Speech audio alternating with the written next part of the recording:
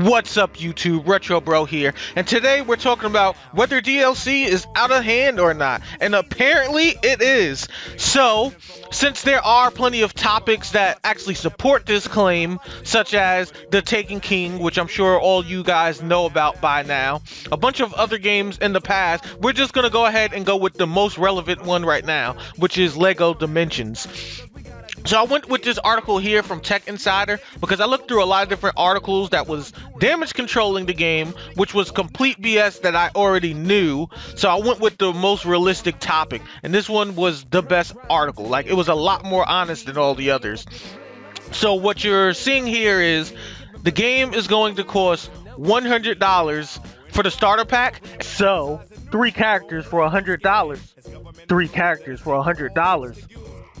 3 characters for $100. There's a lot of the other game that you can't even do, like little side quests and stuff like that, without purchasing other characters. So the game has 20 additional expansion packs ranging from $14.99 to $29.99, with another 17 coming out in waves in the next few months. So you're looking at about $789.62 before tax to get this full game.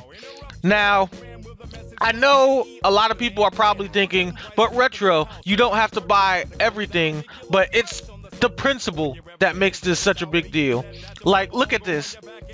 Here's your 3 characters. Batman's iconic. This wild style dude, some Lego movie. So if you're a big Lego fan, you know who he is. I have no idea who this guy is. And then Gandalf from Lord of the Rings. I'm not huge on Lord of the Rings, but it's a big franchise, so I'm pretty sure most of the people know who it is. But for $100, you're only playing with these 3. Now picture, let's say you played Street Fighter, right? And you start a fighting screen where you see 20-something different characters, but they're all locked, and you can only fight with 3 of them for $60, but have to pay $10 each for the other characters you see on screen. Would you accept that? Nope, you wouldn't. Let's say Smash Bros came out. There were 60 characters in the game, and you could only start with 3 for $60 and had to pay for each of the rest. You wouldn't accept that, would you? Like, if you look at this screen right here, it even shows that all these characters are shown when you first buy the game. So you know they're available, but you have to pay to unlock them, which means it's pretty much content on disc, which is complete BS. And then what they try to do here, if you look at the rest of this, is they try to justify the overprices for everything by saying that not only do you get all this extra stuff for the game, but you get all these cool Lego toys. Now, I know some of you are thinking, but Retro, it's for kids and the kids will enjoy the toys. But they're still paying more money for the toys and all this side nonsense than they are the game. They're getting an overpriced game that's not completed, and then really their justification is, well, we're not giving you much of a game, but what we're really doing is just jacking up the price to sell our Lego toys, which is a complete slap in the face to gamers everywhere. Now, for those of you that I know want to damage control what I'm saying really bad and probably aren't going to bother to look at the links I'm going to put in the description to research this yourselves, I'm doing you a favor today. So, here's an IGN article just to show you all the fluff and BS that some of the companies like IGN are saying. So, IGN says 226 packs aren't cheap, but they come with a lot. LEGO Dimensions will have 17 unique packages available at launch. Just how much will all of that run you? $334.85 without tax. So let's go on a little further down. Obviously, there's no need to go all in like that. Everything you need to play in the game comes in the $100 LEGO Dimension starter pack.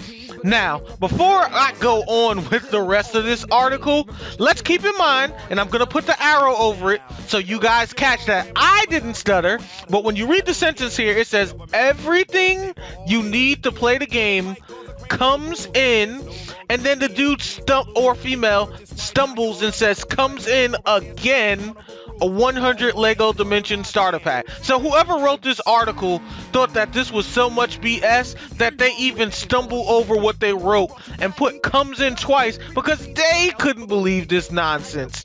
$100 for only 3 characters? Are you serious? So let's go a little further down and see what else this IGN article says. For comparison, Activision Skylanders hit store shelves October 2011 with around $230 worth of gear between the starter set, triple character packs, and characters that were only sold individually. Nintendo's first wave of Amiibo debuted with 12 figures, $13 a piece, for a total of $156. Of course, hundreds of dollars worth of Amiibo and Skylander figures have been released since launch. So in other words, what they're saying is, because Skylanders and Amiibo did something similar, LEGO has a justification to do so as well.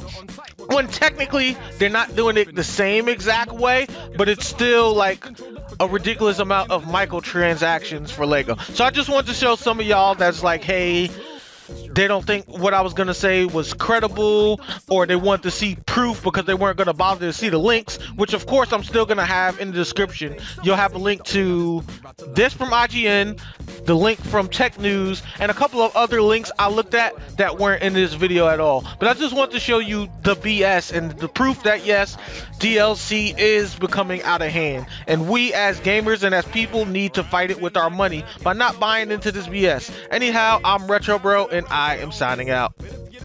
Like the video? Well, why don't you check out RonnRetrobro.com, where I showcase my favorite YouTubers, videos from subscribers like yourself, the latest in news. You can listen to the music I'm bumping, and I post my blog, stories, and news entries here. It's a place for us gamers to kind of get to know each other more and kind of let smaller YouTubers like us get better noticed.